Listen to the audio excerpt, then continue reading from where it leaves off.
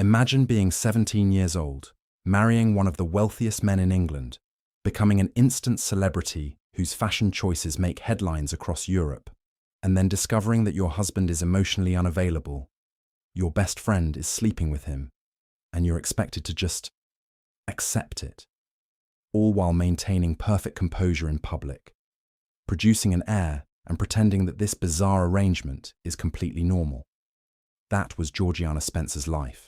And if that sounds familiar, a beautiful woman marries into aristocracy, becomes a fashion icon, struggles with an unhappy marriage, battles personal demons while the public adores her. Well, there's a reason people call her the original Princess Diana. They were even related. Georgiana was Diana's great-great-great-great-aunt, which suggests that marrying into cold, emotionally distant aristocratic families might be a Spencer family tradition that really should have been reconsidered at some point. Maybe you've seen the 2008 film The Duchess with Keira Knightley, which tells Georgiana's story with all the lush costumes and tragic romance you'd expect from a period drama. But the real story is somehow even more complicated, more scandalous, and more heartbreaking than Hollywood portrayed. Because while the movie captured the love triangle and the unhappy marriage, it barely scratched the surface of just how strange Georgiana's life actually was.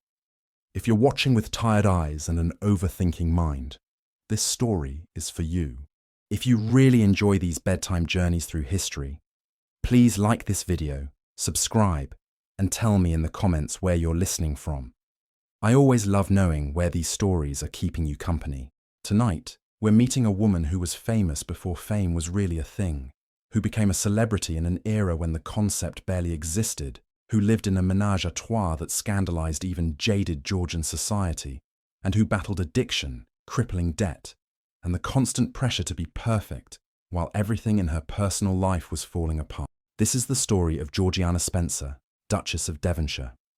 Fashion icon, political influencer, gambling addict, and the woman who proved that you can have everything society says you should want and still be profoundly, desperately unhappy.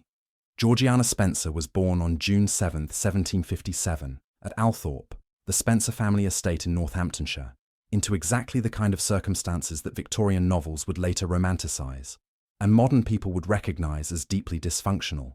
She was the eldest child of John Spencer, who would later become the first Earl Spencer, and Margaret Georgiana Poyntz.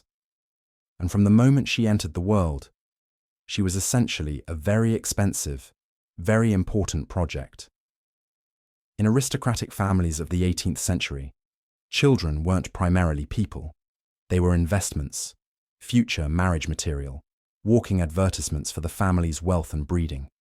Georgiana had two younger siblings who survived infancy, George and Henrietta. Two others died as babies, which was tragically common in an era when medicine consisted largely of hoping for the best and occasionally applying leeches. The deaths devastated her parents, particularly her mother Margaret, who responded to grief the way many wealthy people of her era did, by developing a severe gambling addiction. This is an important context for understanding Georgiana's later life, because watching your mother cope with tragedy by throwing money at card tables is exactly the kind of modeling that creates future problems. But before the tragedies, Georgiana's childhood was what you'd expect for the daughter of an extremely wealthy family. The Spencers travelled between fashionable residences, eventually settling in a mansion in St. James's, London, because having just one massive house would be insufficiently impressive. John Spencer had inherited an immense fortune. We're talking generational wealth that made other aristocrats look financially modest. And he intended to spend it on ensuring his children received the best of everything. Georgiana's upbringing was surprisingly modern for the 1760s. Her parents, influenced by Enlightenment thinkers like John Locke and Jean-Jacques Rousseau, believed in education for girls as well as boys. This was radical thinking in an era when many aristocrats believed that teaching women to read anything beyond needlework patterns was dangerously progressive and might give them ideas. So Georgiana learned academics, arts, and languages.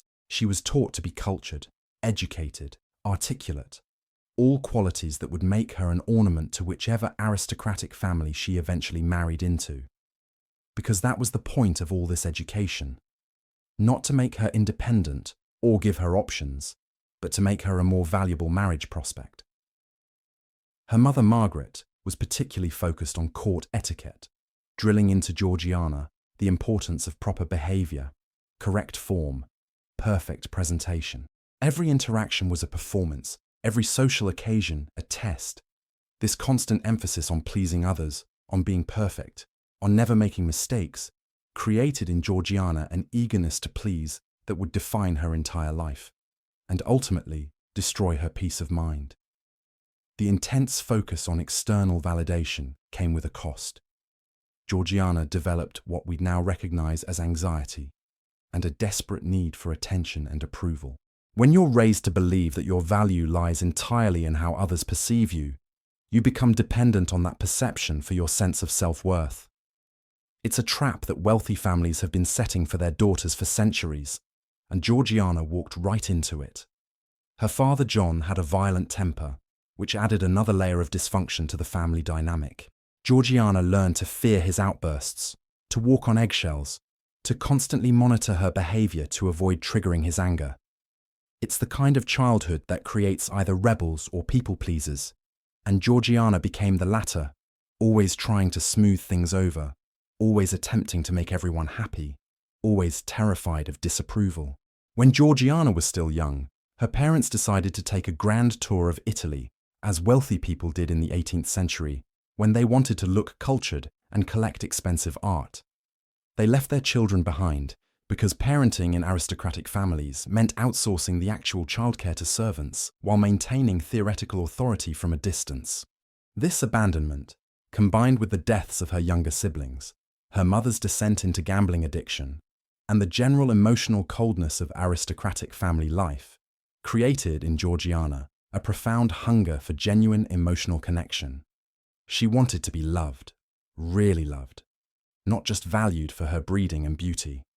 She wanted someone to see her as a person rather than as an investment or an ornament. This need would define every relationship in her life, and it would make her vulnerable to people who understood how to exploit that hunger for affection. By the time she was 16, Georgiana was everything an aristocratic daughter should be. Beautiful, educated, graceful, fashionable, wealthy, and absolutely desperate for love and approval.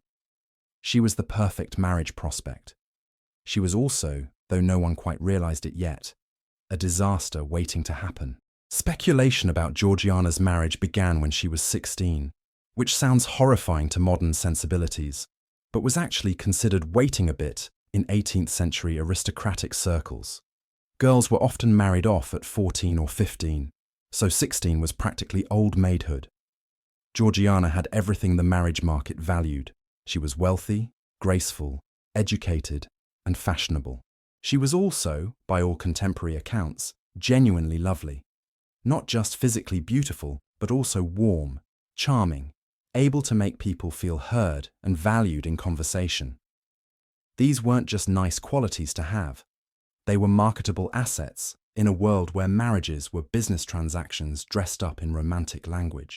In 1774, while traveling in Spa, Belgium, a fashionable resort town where wealthy people went to take mineral waters and pretend this constituted healthcare, Georgiana met William Cavendish, the 5th Duke of Devonshire. William was 25, which made him 8 years older than Georgiana, and he was one of the wealthiest men in England. The Cavendish family owned vast estates, had political influence, and possessed the kind of old money that made even other aristocrats slightly intimidated. William had inherited his title and fortune young after his father's death, which meant he'd never had to work for anything or really develop much personality.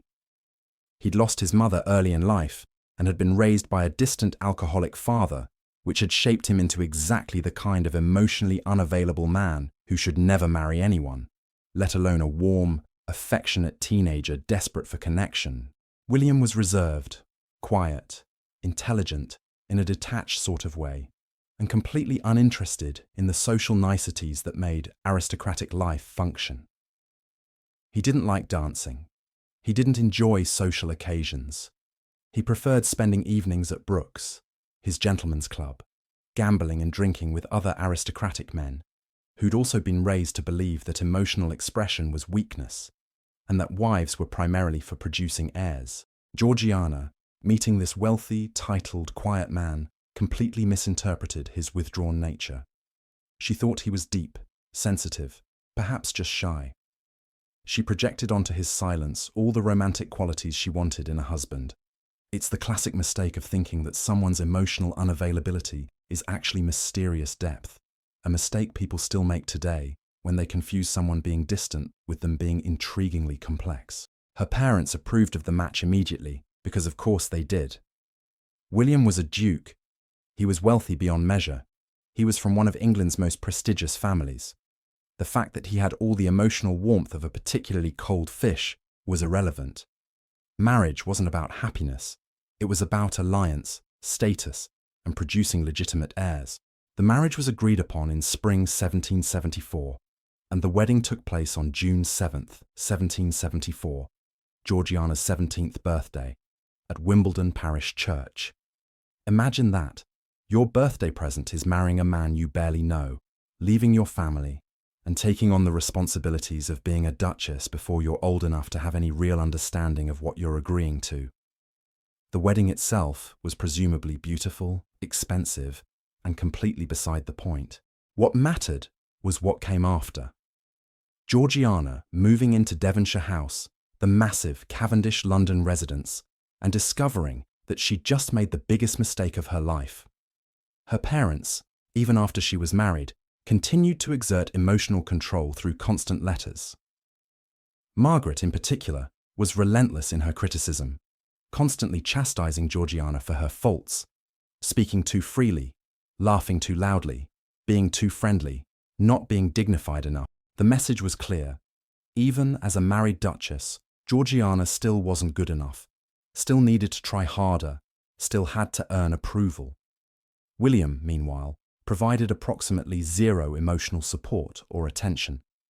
He'd married Georgiana because he needed a wife who could produce heirs and manage his social obligations. He'd gotten what he needed, and now he could go back to his real life. Gambling at Brooks, managing his estates, and generally existing in the same house as his wife, without actually engaging with her in any meaningful way. Georgiana quickly realized that her sole purpose was producing an heir and fulfilling social obligations. She wasn't a partner, she was an employee with a very specific job description. William wasn't interested in her thoughts, her feelings, her interests, or her company. He was polite but distant, pleasant but cold, present but completely absent. She tried to adapt. She attempted to fit into the Cavendish family's introverted ways, to be quieter, more reserved, less enthusiastic herself. It didn't work, because you can't fundamentally change your personality to match someone else's expectations without losing yourself entirely. There's a telling anecdote from early in their marriage. Georgiana fainted at a ball, possibly from the combination of tight corseting, stress, and the general exhaustion of trying to be someone she wasn't. And William's reaction was nothing. No concern, no attention, just mild annoyance that she'd caused a scene. He left her with others to deal with and went back to whatever he'd been doing. That's when Georgiana understood.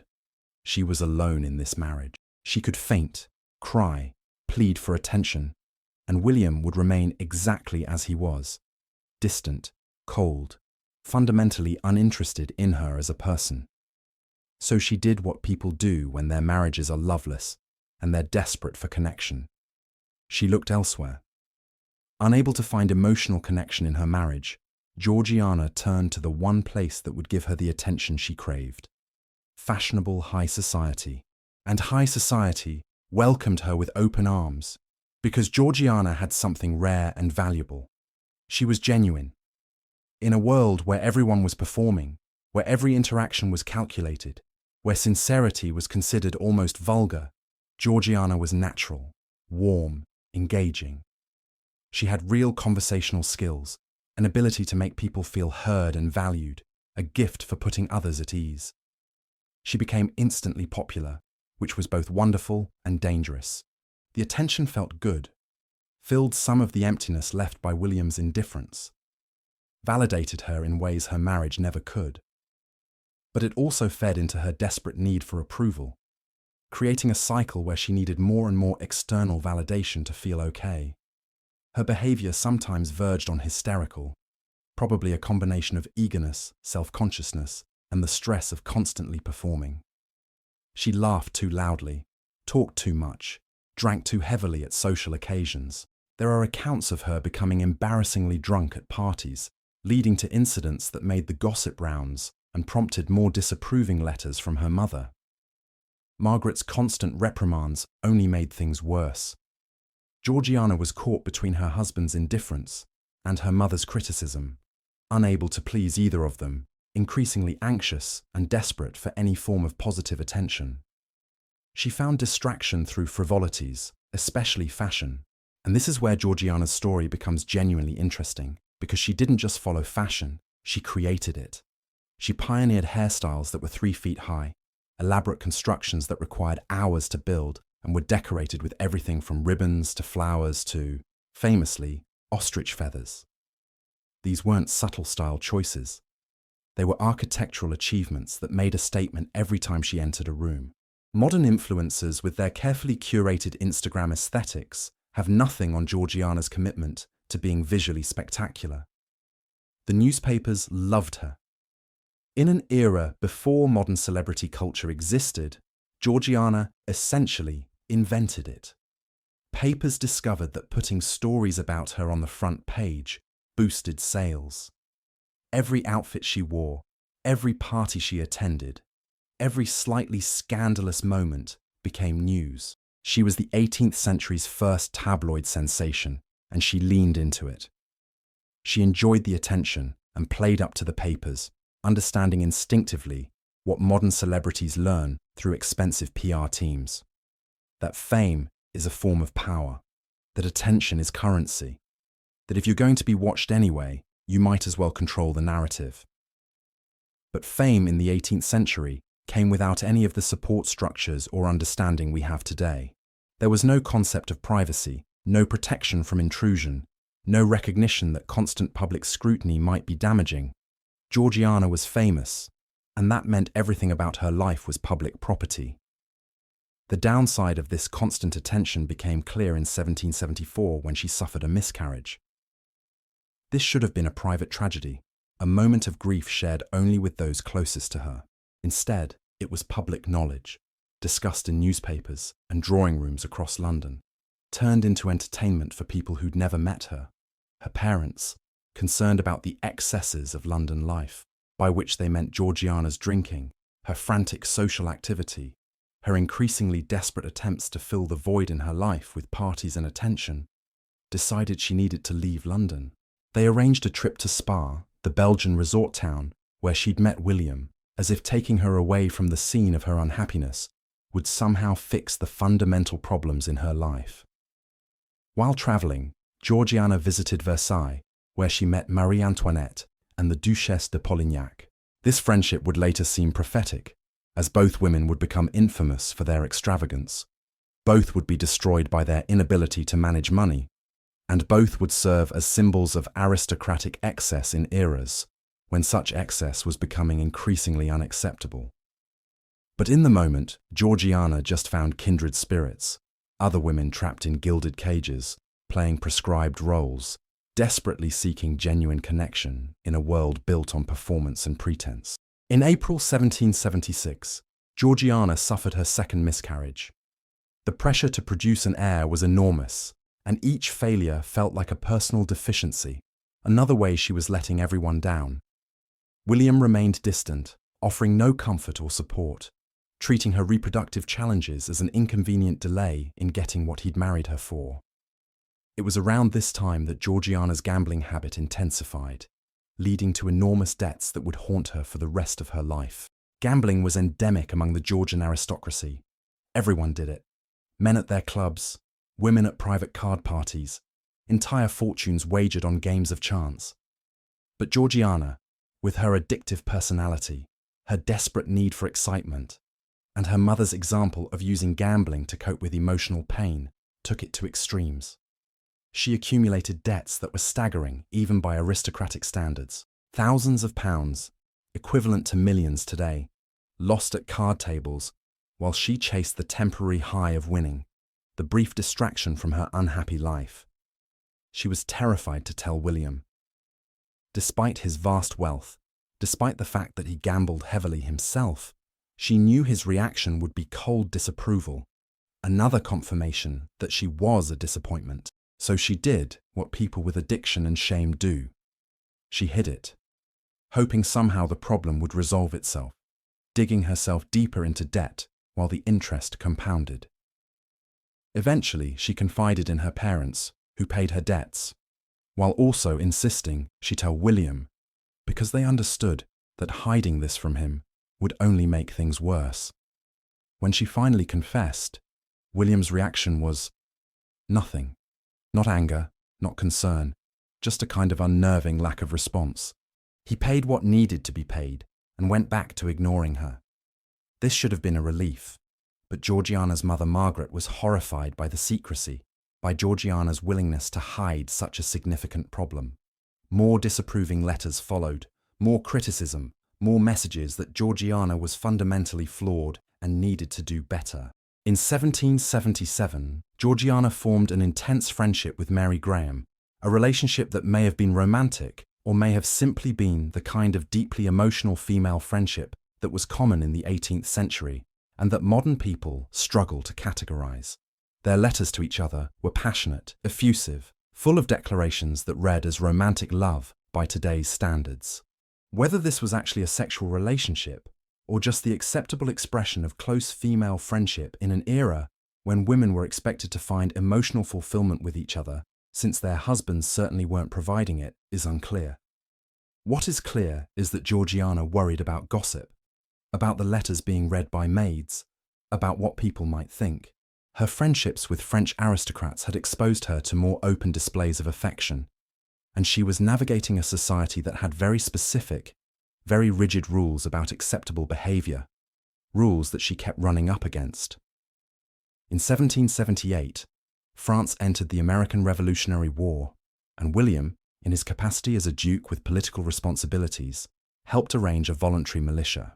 The wealthy and titled gathered at Coxheath Camp in Kent, ostensibly to train for possible invasion, but actually to have an elaborate aristocratic summer camp with military cosplay.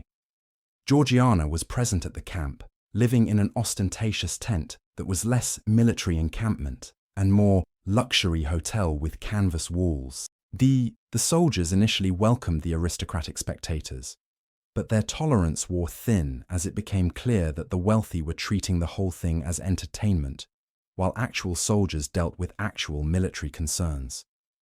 Georgiana, attempting to be useful and to do something meaningful, created a female auxiliary corps. This was genuinely groundbreaking. Aristocratic women didn't typically involve themselves in military matters, even tangentially. She was breaking tradition, stepping outside prescribed roles, trying to contribute in ways beyond just being decorative.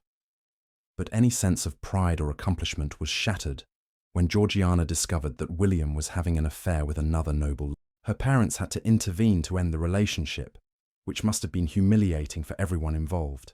Discovering your husband is cheating, having your parents negotiate the end of the affair like it's a business contract, having to pretend publicly that nothing is wrong.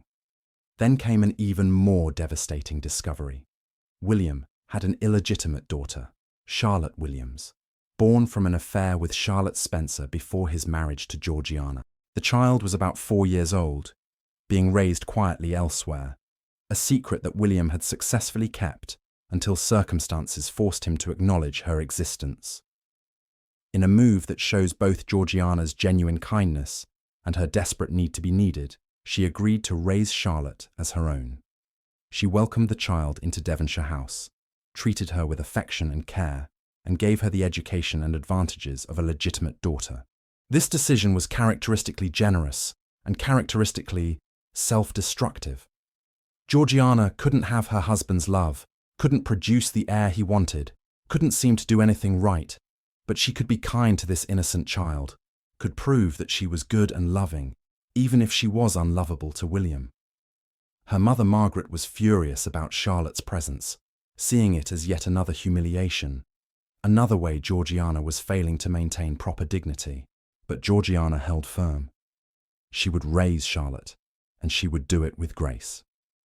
It was probably the first time she directly defied her mother's wishes, and it wouldn't be the last. In 1782, everything changed when Georgiana met Lady Elizabeth Bess Foster in Bath. William was there seeking treatment for gout, that disease of the wealthy that comes from too much rich food and wine.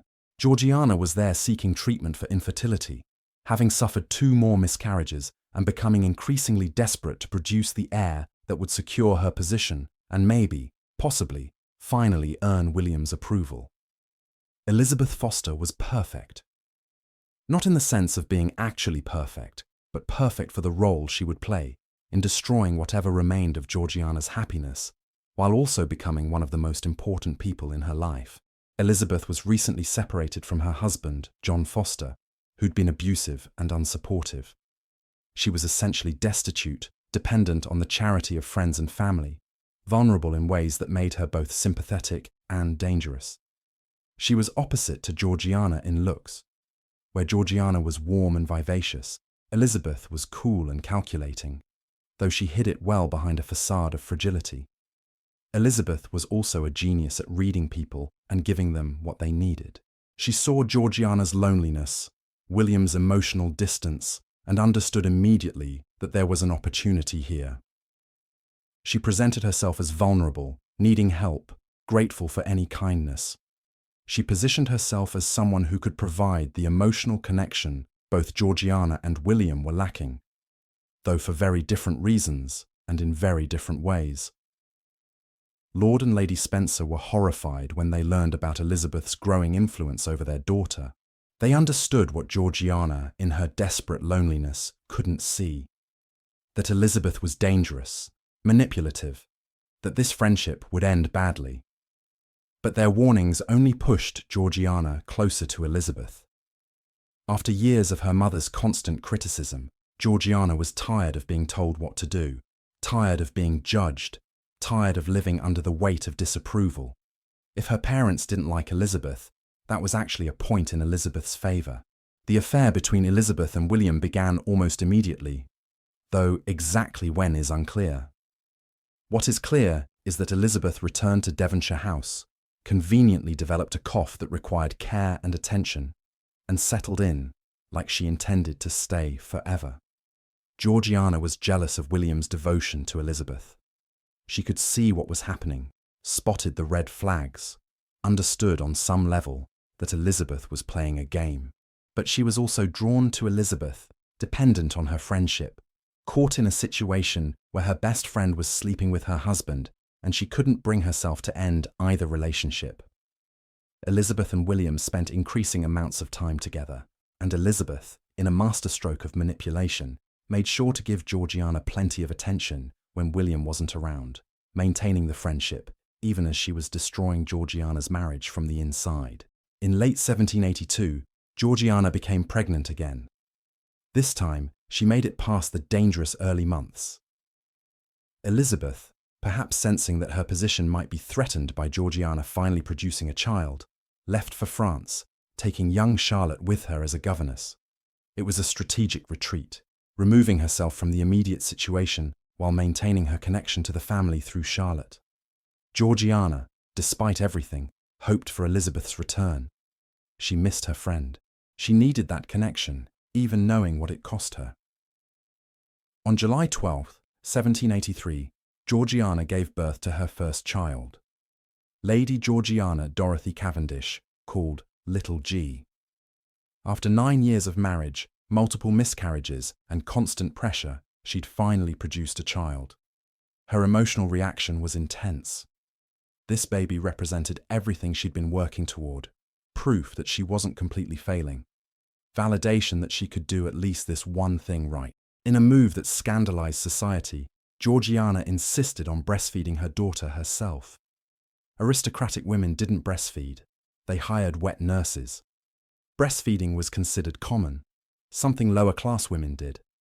For a duchess to insist on feeding her own child was radical, strange, vaguely suspicious. But the public loved it. Here was proof that Georgiana was a devoted mother, that despite her fame and fashion and parties, she was genuinely maternal. It was good PR, even if that wasn't why she did it.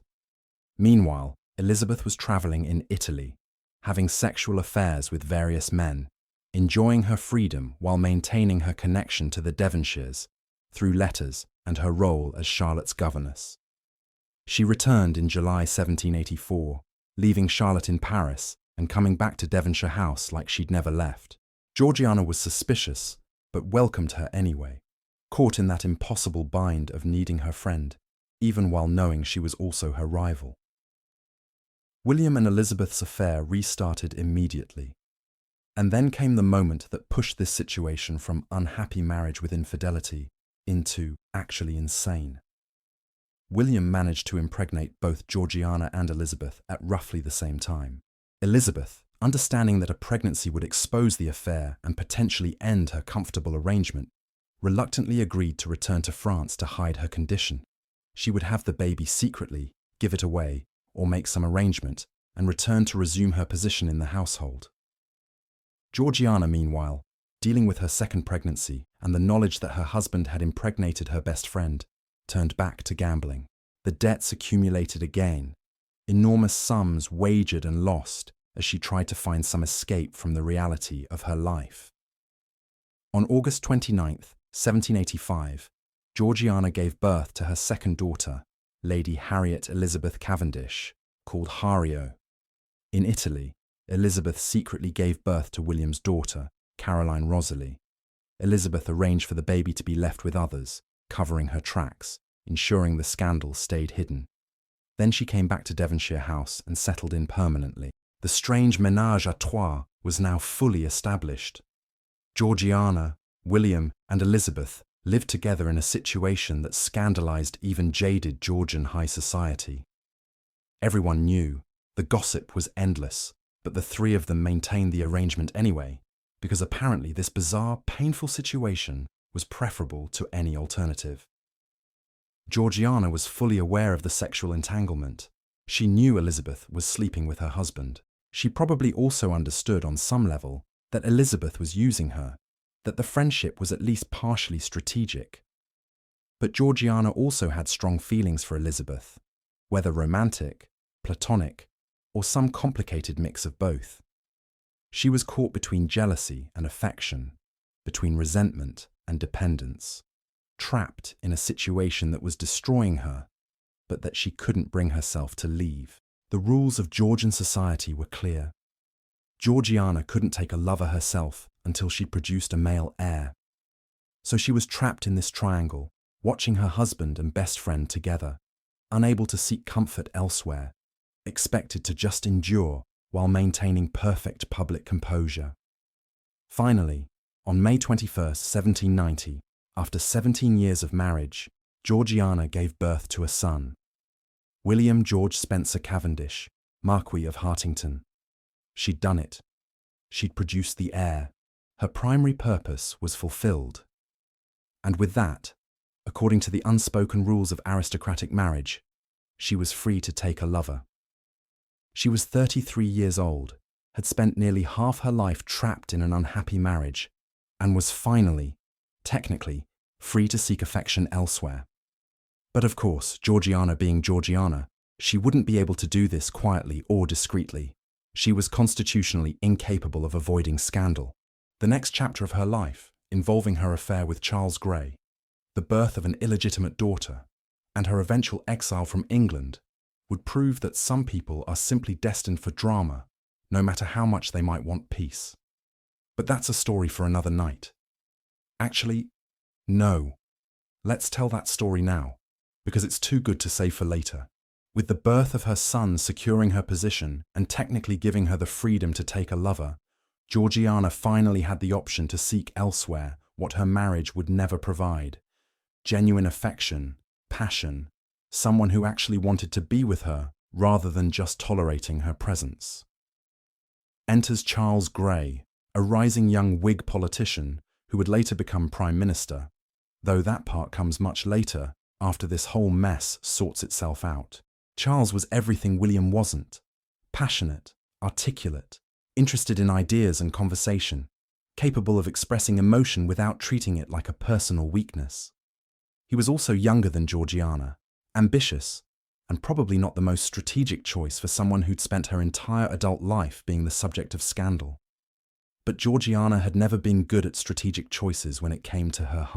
Their affair began sometime around 1790 or 1791. The exact timing is unclear because people having extramarital affairs tend not to document them precisely for historical record. What is clear is that Georgiana fell completely, desperately in love, in a way she'd never experienced with William. Charles seemed to love her back. He wrote her passionate letters, sought her company, valued her political opinions. Because yes, Georgiana had become deeply involved in Whig politics, using her celebrity and social connections to campaign for candidates, essentially inventing the role of political influencer decades before such a thing officially existed. She went door-to-door canvassing for Whig candidates, which was absolutely not something duchesses. She used her charm and fame to win votes, kissed butchers to secure their support in elections, turned her celebrity into political capital. It was revolutionary, scandalous, and extraordinarily effective. Charles Grey was part of this political world, and their shared passion for political reform became intertwined with their personal passion for each other. It was intoxicating, validating, everything Georgiana had been missing in her cold, loveless marriage. Of course, she got pregnant, because Georgiana's life was apparently a cautionary tale specifically designed to demonstrate that happiness always comes with catastrophic consequences. When she realized she was carrying Charles's child, everything fell apart. William, who had tolerated Elizabeth's presence, his own multiple affairs, and Georgiana's various indiscretions, drew the line at his wife bearing another man's child. The hypocrisy was stunning, but entirely in character. Aristocratic men could have affairs, could father illegitimate children, could even install their mistresses in the family home. But wives bearing bastards threatened the legitimacy of the entire line. The scandal threatened to become public, which would have been devastating for everyone involved. Georgiana's reputation, Charles's political career, William's dignity, the Devonshire name, everything was at risk. So a deal was made, the kind of cruel bargain that aristocratic families excelled at. Georgiana would leave England, have the baby abroad in secret, give up the child immediately after birth, and never see Charles Grey again. In exchange, she could eventually return to her children and resume her position, and the scandal would be contained. Georgiana, trapped between impossible choices, agreed, because what else could she do? Fight for Charles and lose her legitimate children, keep the baby and be ostracized completely. There were no good options, only degrees of loss. In 1791, Georgiana left England for what would become a 2-year exile, travelling through Europe while visibly pregnant, accompanied by Elizabeth Foster, because apparently even in exile, Georgiana couldn't escape the woman who'd helped destroy her marriage. The irony of Elizabeth accompanying her must not have been lost on Georgiana. Here was the woman who'd had William's child and hidden it successfully, now playing companion to Georgiana, who was being exiled for doing essentially the same thing. The difference, of course, was power and position. Elizabeth had managed her scandal quietly, while Georgiana's celebrity made discretion impossible. They travelled through France, Switzerland, and Italy, with Georgiana growing increasingly pregnant and increasingly despairing.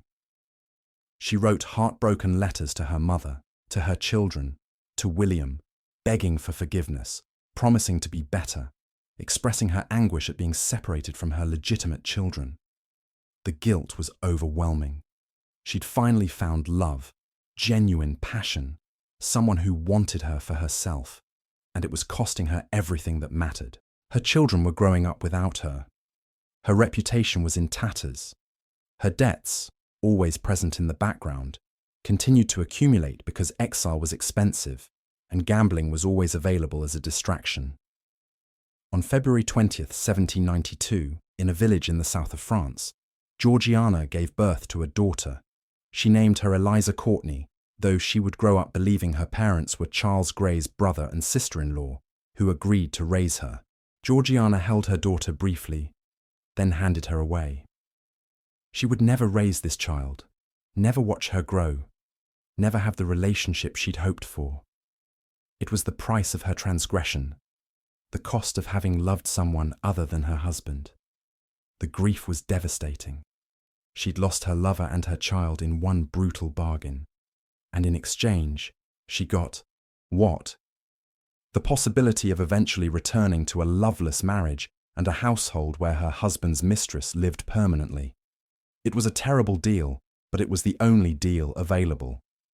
After giving up Eliza, Georgiana remained in exile for another 1.5 years, partly because William was in no hurry to have her back, and partly because she needed time to recover physically and emotionally from the trauma of childbirth and separation.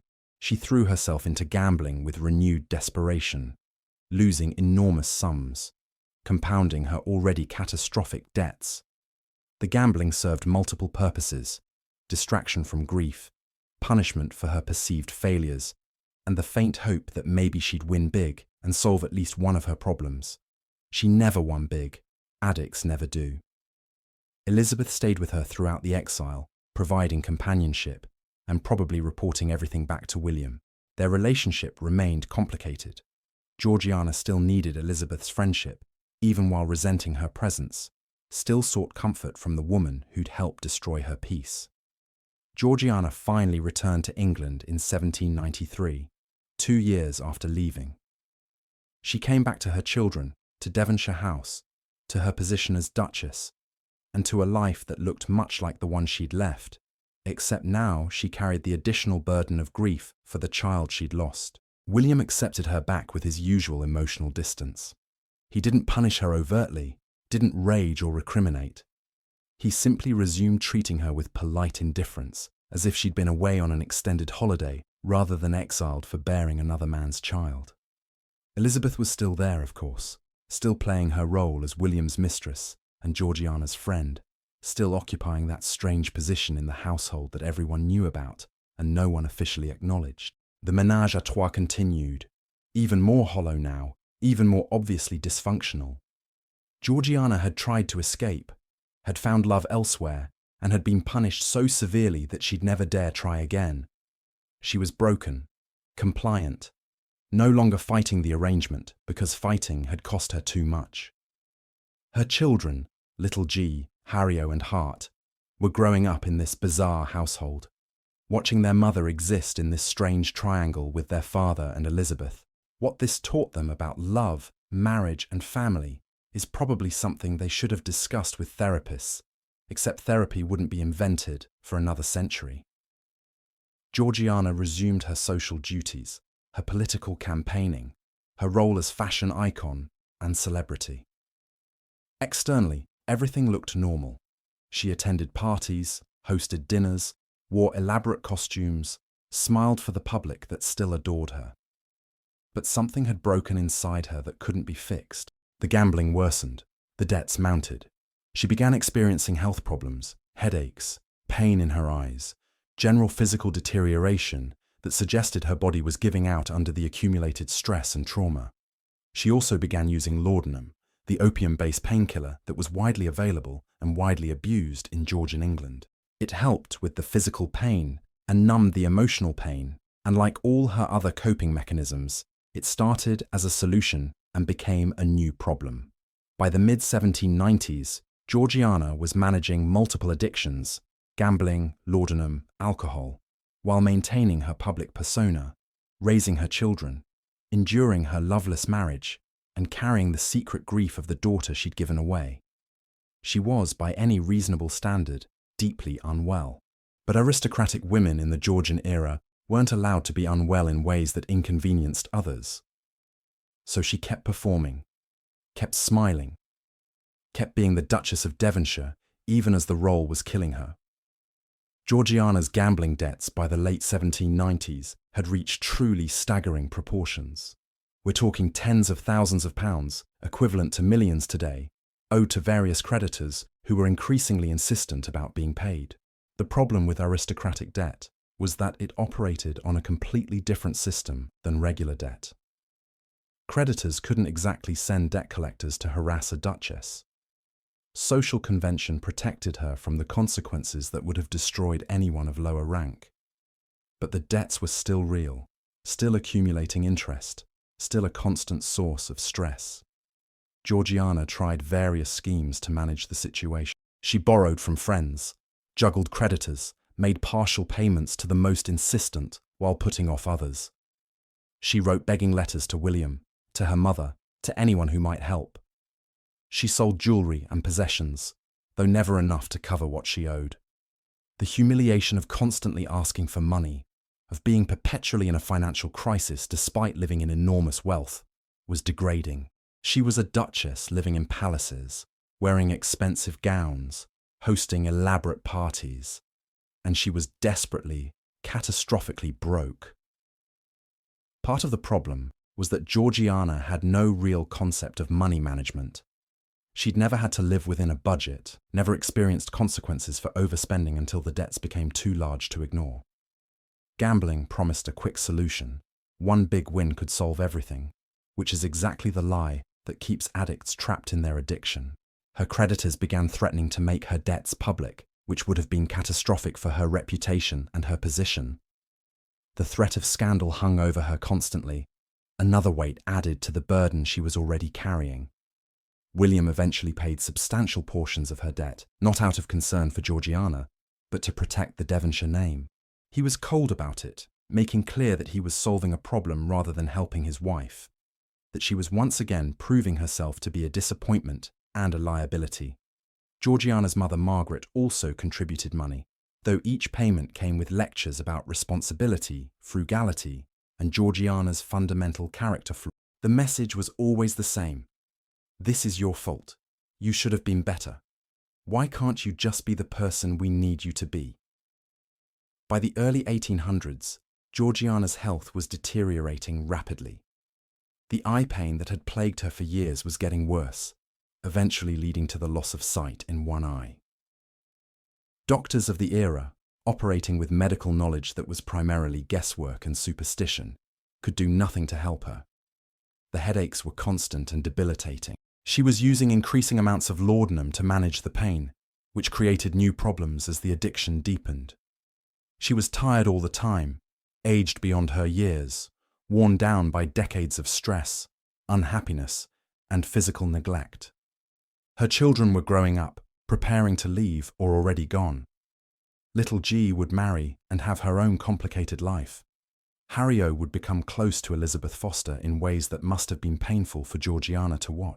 Hart, the heir she'd finally produced after so much struggle, was being prepared to eventually inherit his father's title and estates. Georgiana tried to be present for them, tried to be a good mother despite everything, but she was increasingly ill, increasingly dependent on substances to get through each day, increasingly aware that she'd spent her entire adult life in unhappiness and had little to show for it except scandal and debt. Elizabeth Foster remained ensconced in Devonshire House, as permanent a fixture as the furniture. William continued his affair with her openly, making no pretense of discretion. The ménage à trois that had shocked society in the 1780s was now just an accepted fact of the Devonshire household, so long-standing that people had stopped gossiping about it. Georgiana had lost. She'd lost the battle for her husband's affection, lost the fight to maintain some dignity in her household, lost the child she'd had with Charles Grey, lost her health, and lost any hope that her life might ever be what she'd once dreamed it could be. But she maintained her public persona to the end. She still appeared at social functions when her health allowed, still wore her elaborate costumes, still played the role of the Duchess of Devonshire. The performance never stopped, because stopping would mean admitting defeat, and Georgiana had been trained since childhood that appearance mattered more than reality. By 1800, Georgiana was essentially living in a dark comedy she couldn't escape. Picture this. Devonshire House had become less aristocratic residence and more dysfunctional reality show, except instead of cameras, there were servants pretending not to notice that the Duke's mistress was basically running the household, while the actual Duchess slowly disintegrated in her own home. Elizabeth Foster had settled into her role with the confidence of someone who'd won a very long, very strange game. She managed the household, supervised the children's education, and occupied William's bed, all while maintaining this facade of being Georgiana's dear friend. It was gaslighting before that term existed, a masterclass in making someone question their own reality while smiling sweetly the entire time. Georgiana, meanwhile, was losing her eyesight. The pain in her eyes, probably caused by untreated glaucoma or some other condition that Georgian medicine had absolutely no ability to address, was getting progressively worse. Doctors recommended everything from bleeding, because when in doubt, remove blood, to special drops made from God knows what. Nothing worked. By 1803, she'd lost vision in one eye completely, which must have been terrifying in an era when losing a sense meant, well, you just lost it. No modern medicine to save you. She started wearing an eye patch, which should have made her look piratical and cool, but instead just marked her as visibly deteriorating. The newspapers, which had spent decades breathlessly reporting her every fashion choice, now tactfully avoided mentioning that the Duchess of Devonshire was literally falling apart. The laudanum use had escalated from occasional pain relief to constant necessity. She was taking it for the headaches, for the eye pain, for the general misery of existing in her situation, for the crushing weight of debt that never got better, no matter how many times William paid portions of it off.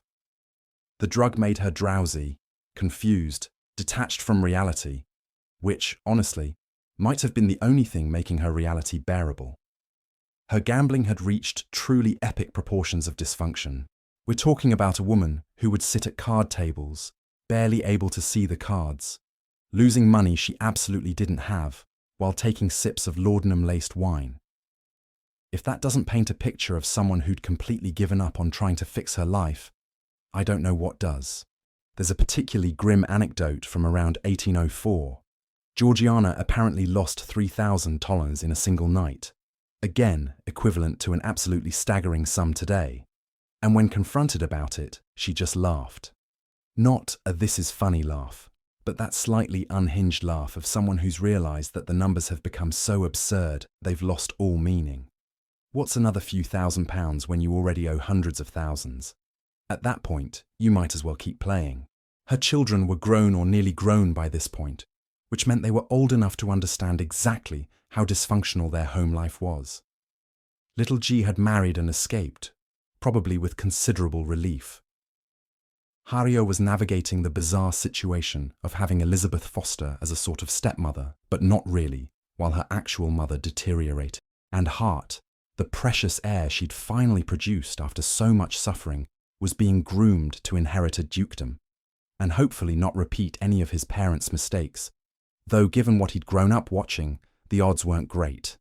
The political work that had once given Georgiana purpose and distraction was becoming harder to sustain.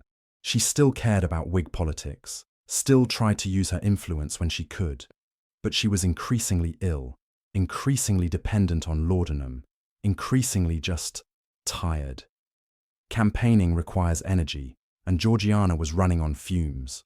She'd also developed what we'd now recognize as severe anxiety and probably depression. The constant letters to friends describing her fears, her inability to sleep, her sense that something terrible was always about to happen. These weren't just personality quirks. This was genuine mental illness, untreated, and probably made worse by the laudanum and alcohol she was using to self-medicate. And through it all, she maintained the performance. When she could manage it, she still appeared at social functions, still played the role of the Duchess, still wore elaborate costumes and pretended that everything was fine. Because that's what aristocratic women did. They performed their roles until they literally couldn't anymore, and even then, they tried to die gracefully and without making a fuss. The debt situation by her final years was genuinely insane. Her creditors had essentially given up on being paid in full and were just hoping to get something eventually. William would periodically pay large sums to keep the most pressing creditors quiet, not out of concern for Georgiana, but because having his wife's debts become publicly known would embarrass the Devonshire name. It was all about optics, never about actually helping her or addressing the underlying addiction. Georgiana knew she was dying. The letters from her final years make that clear. She was exhausted, in constant pain, aware that her body was failing. There's something particularly tragic about knowing you're dying while living in a palace surrounded by wealth that can't save you, with a husband who doesn't love you, a best friend who stole your husband, and children who've had to watch this slow-motion car crash their entire lives. But she also knew she'd produced the heir, secured the succession, done her duty. She'd fulfilled the purpose she'd been married for, even if it had taken 16 years and multiple miscarriages to accomplish. In the bizarre logic of aristocratic marriage, that meant she'd succeeded, even if success had cost her everything else. On March 30th, 1806, Georgiana Spencer Cavendish, Duchess of Devonshire, died at Devonshire House. She was 48 years old, which was not particularly young for the Georgian era, but felt premature for someone who should have had wealth, comfort, and the best medical care available.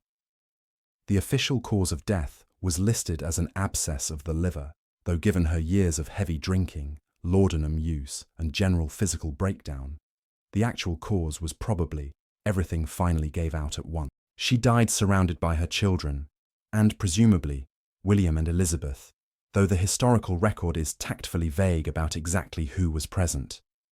It would be grimly poetic if Elizabeth was there at the end, completing the triangle even in Georgiana's final moments. The public mourning was genuine and extensive. Despite all the scandals, despite the gossip and the debt and the very public messiness of her life, people had loved Georgiana. She'd been their first real celebrity, the first person whose life they'd followed like a continuing drama, and her death felt like the end of an era. The newspapers published lengthy obituaries praising her charity, her grace, her political influence, and her role as a fashion icon. They tactfully omitted most of the scandal, the addiction, the illegitimate child, and the strange household arrangement. Death had made her respectable again, or at least allowed people to pretend she'd been respectable all along. William mourned in his fashion, which meant he was appropriately somber for the required period, and then got on with his life. He married Elizabeth Foster 2 years after Georgiana's death, finally making official the relationship that had been going on for over 2 decades. This tells you everything you need to know about William's feelings. He'd waited for his wife to die so he could marry her best friend, the woman who'd been his mistress all along. Georgiana's children processed their mother's death in different ways. Little G had grown up watching her mother's unhappiness and probably learned some unfortunate lessons about what women should tolerate in marriage. Hario became close to Elizabeth, her stepmother, who'd also been her father's mistress and her mother's friend. Because the Devonshire family apparently never met a complicated relationship, they couldn't make even more complicated. Hart inherited his father's title and estates, and presumably tried not to think too hard about the dysfunction he'd grown up in. Eliza Courtney, Georgiana's illegitimate daughter with Charles Grey, grew up never knowing her real parents. She was raised by Charles Grey's relatives, told that her parents were deceased, given a respectable life, but nothing like the position she'd have had as Georgiana's acknowledged daughter. She eventually learned the truth, which must have been strange and painful, knowing that your mother was one of the most famous women in England, but gave you away to preserve her reputation. Georgiana's death didn't end her influence or her story. She'd lived so publicly, so dramatically, that she became a historical figure people couldn't stop talking about. The comparisons to Princess Diana, which started long before Diana actually existed, are striking and eerie. Both women married into cold, emotionally unavailable aristocratic families. Both became fashion icons whose every outfit made headlines. Both struggled with eating disorders, addiction, and mental health issues while maintaining perfect public facades. Both had complicated love lives that scandalized society, while also making them more sympathetic to the public.